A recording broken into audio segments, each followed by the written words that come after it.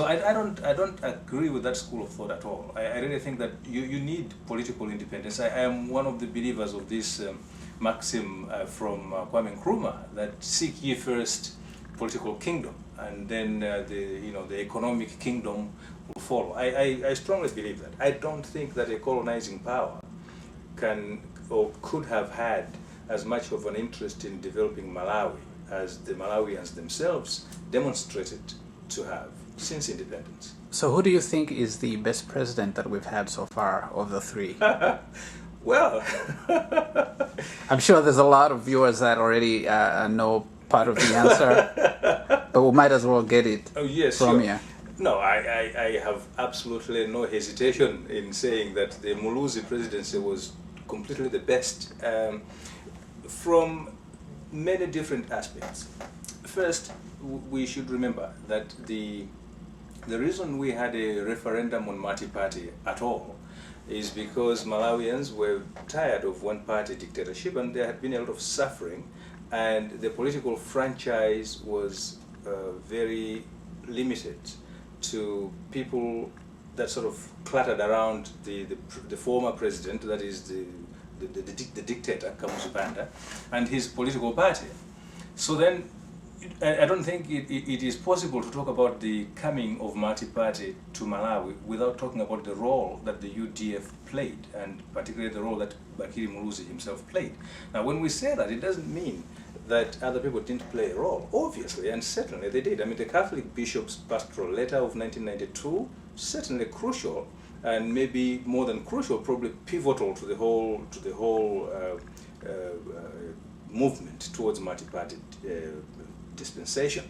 Also the involvement of the late Chakufa Chihana, this cannot be written off. I mean, his role, particularly in my view, his role in making people understand that you can paralyze yourself with fear, that you shouldn't be afraid. You know, he by sort of taking the risks that he did, the gamble that he took. Some people would call it a gamble, and I'm calling it a gamble right now. But I think it was more than a gamble. It was really a sacrifice. I'm sure that he had no illusions about what would happen to him when he went back and tried to challenge the dictatorship.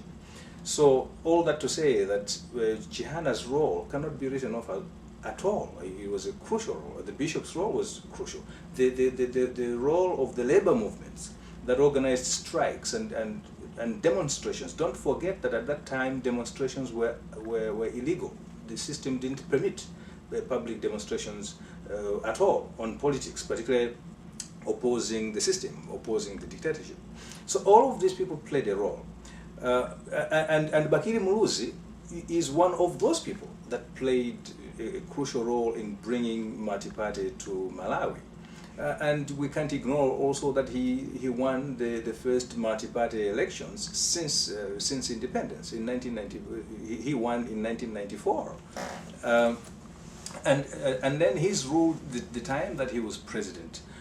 When you think of the things that he has brought to Malawi, apart from the whole freedom of expression and the freedom to form new political parties and freedom to oppose the government if you disagreed with the government. Apart from all of those political things, Bakiri Muluzi's administration probably built more roads in the span of 10 years than the previous administration of Kamuzu Banda. And I don't think that the new administration of Bingu wa Mutharika can match that record, even if, I mean, so far, going by the rate at which it's going so far, it cannot match that. And you should also think of the way that Bakiri Muluzi revolutionized the telecommunications industry. Almost immediately, the Malawi Broadcasting Corporation opened a new radio channel, MBC Radio 2, which was in addition to the previous channel, which was the only channel. He permitted the opening of independent radio stations. As I'm speaking now, in Malawi we have maybe a wamatipate ntchito yowerengera mavoti isanati anali munthu wamasomphenya vision choncho ife anthu amalawi kunthokoza kwathu ndikupitiza masomphenya amene vision imene kuti tizimanganso zinthu zabwino. Analiko mtsogoleri amene amatilimbikitsa kwambiri pa umodzi So unity of that's purpose. quite an achievement. And again, Tikhale wokondana before odziwana. Malawi came to power, the previous regime didn't allow Malawians to have television facilities, and today Malawi has a television station. In fact, Muluzi himself, after leaving office, has since tried to inaugurate his own private television station, but as we all know, the new regime does not like him very much and has done everything it can to prevent him from launching his own television station. Are there three things that you would cite that you would think would be weaknesses for the Muluzi government? Things that they did do or things that they did not do but they should have done during their 10 years of running Malawi? Certainly. Well, I think that the whole third term debate was a very big mistake. I do not think that the open terms debate was a mistake, because I think that was a genuine and legitimate debate about what the Constitution should say about terms of office. I'm talking about the first debate having been a good idea, but when that didn't work, I think it was a mistake for the Muluzi administration to debate a sort of a third term, specifically just to have a third term for one particular president. I didn't think that that was a good idea. I also think in retrospect that it was a bad idea when the harvest of 2000, if I'm not getting my years wrong, I think the harvest of 2000 was a bumper harvest. The harvest of 2001 was not a bumper harvest.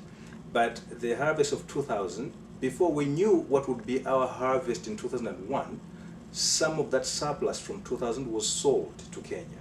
And I think that showed a little bit of carelessness. But I understand that it was at the urging of the International Monetary Fund, which wanted to help ADMARC clear its domestic debt. And they wanted them to sell any surplus so that they serviced that debt, because it was costing a lot in interest. And so on. So I think that was a mistake, the whole business of selling corn to Kenya when we didn't know what would be the next harvest. And we all know the consequences. There was quite a serious food shortage in 2001, 2002, creeping a little bit into 2003. So that's a mistake. But I wanted to add one last thing on that telecommunications business, because let's not forget about the whole idea that today in Malawi, practically every second person has a cellular phone.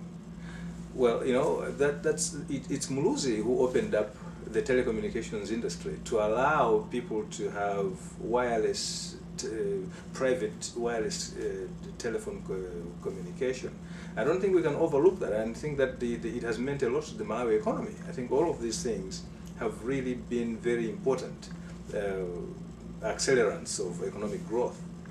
What do you think are the 5 good things that the Mutharika government has done since it took over? Yes. I think that the most conspicuous thing that they have done, which is good, is to instill at least a sense of financial discipline. This is, I emphasize a sense, because I'm not sure that there's real discipline, because we hear some stories like the head of ADMARC just last week spending 22 million to buy a vehicle for himself as on a